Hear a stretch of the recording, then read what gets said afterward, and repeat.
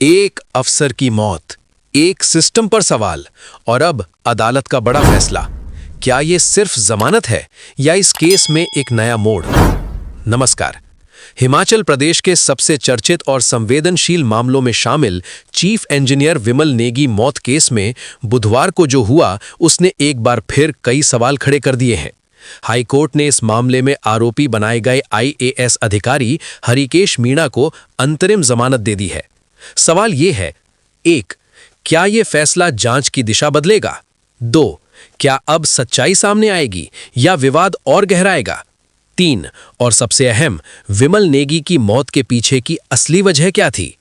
दरअसल 3 दिसंबर को हाईकोर्ट ने हरिकेश मीणा की अंतरिम जमानत याचिका पर फैसला सुरक्षित रखा था। बुधवार को न्यायमूर्ति वीरेंद्र सिंह की अदालत ने सभी पक्षों की दलीलें सुनने के बाद मीणा को राहत दे दी। सुनवाई के दौरान पहले राज्य सरकार ने पक्ष रखा, फिर CBI को औपचारिक रूप से इस मामले में पक्षकार बनाया गया। अदालत ने CBI द्वारा पेश केस डायरी वॉल्यूम 1 को रिकॉर्ड पर लेते हुए उसे न्यायिक दस्तावेज का हिस्सा बनाया। IAS अधिकारी हरिकेश मीणा की ओर से वरिष्ठ अधिवक्ता ने दलील दी कि याचिकाकर्ता को बिना ठोस सबूतों के फंसाया जा रहा है। उनका कहना था कि मृतक विमल नेगी पिछले कई वर्षों से डिप्रेशन से जूझ रहे थे और उनका इलाज भी चल रहा था। उन्होंने CBI की स्टेटस रिपोर्ट को तथ्यों के विपरीत बताते हुए उसका खंडन किया। वहीं दूसरी ओर CBI ने अदालत में साफ कहा कि जांच अभी संवेदनशील चरण में है और आरोपी को पूछताछ के लिए हिरासत में रखना जरूरी है।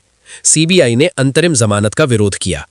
मामले में सबसे भावनात्मक और गंभीर पक्ष सामने आया विमल नेगी की पत्नी की ओर से।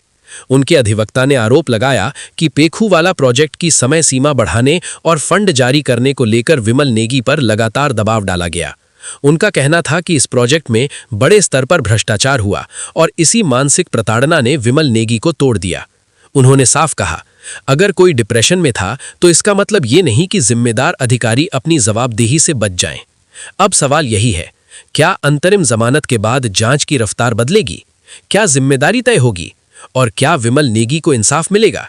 इन सवालों के जवाब आने वाले दिनों में इस केस की दिशा तय करेंगे। हम इस खबर पर लगातार नजर बनाए